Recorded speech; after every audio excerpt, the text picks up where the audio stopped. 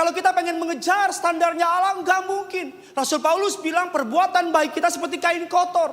Sebaik apapun kita di hadapan Allah, pasti ada yang namanya spotnya. Pasti ada kegagalannya. Yang paling kudus di tempat ini, berdiri di mimbar tempat ini, ketika standarnya Allah men-screening orang itu, ketot. Gagal. Yang membuat saudara dan saya keadilan Allah dipuaskan. Bukan karena perbuatan baikmu. Tetapi karena satu pribadi yang merentangkan tangannya di atas kayu salib dan berkata, "It is finished," sudah selesai. Yang membuat Allah berkenan kepada saudara dan saya karena darah anaknya membuka pintu masuk. Berjumpa dengan Allah, katakan amin. Saya teringat sebuah kisah. Saya baca ini, saya nggak tahu di mana bacanya.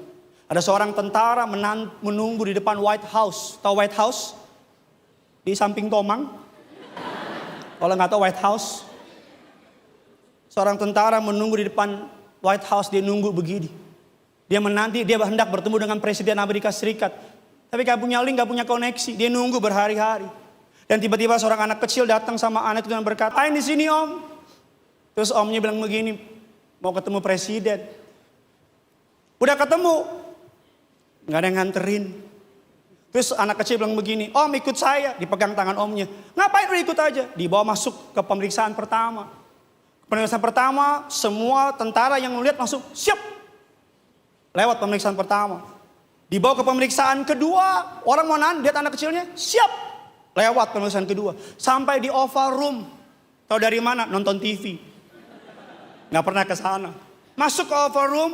Semua lagi meeting. Anak itu buka pintunya. Lihat anak kecil itu siap. Dibawa ke presiden. Anak kecil bilang begini, "Papa, si om cari papa dari tadi. Tolongin si om ya papa. Kasihan udah nunggu 3 hari." Ternyata anak itu ada anak dari presiden.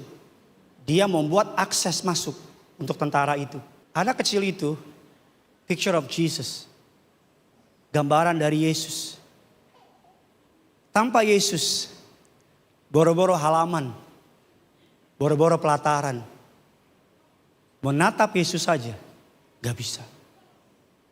Tapi karena Yesus, dia yang bawa saudara masuk berjumpa dengan Bapa. Dan dia yang bilang sama Bapa, dengar baik.